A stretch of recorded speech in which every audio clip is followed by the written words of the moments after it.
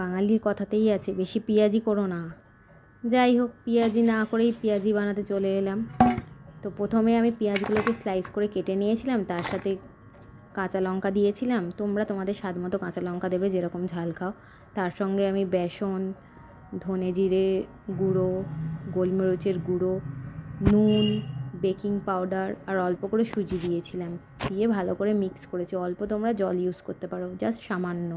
এটা কোনো আমি শেপ দিইনি, নর্মাল আমি তেলটা মিডিয়াম গরম হলে আমি পেঁয়াজগুলো জাস্ট ছেড়ে দিয়েছি। পেঁয়াজগুলোকে দিয়ে ওগুলো আমি হাফ ডান করে তুলে নিয়েছিলাম। নেওয়ার পরে আবার দ্বিতীয়বার আমি আবার দিয়েছি, একটু ডিপ ব্রাউন করে করেছিলাম, কারণ মচমচে হওয়ার জন্য। একটু কড়া করে ভাজলে মচমচে অনেকক্ষণ থাকে, খেতেও ভালো লাগে। তোমরা বানিয়ে দেখতে পারো, বাড়িতে টেস্ট করে দেখতে পারো, খুব সুন্দর লাগবে, খেতে খুব সুন্দর হয়েছিল।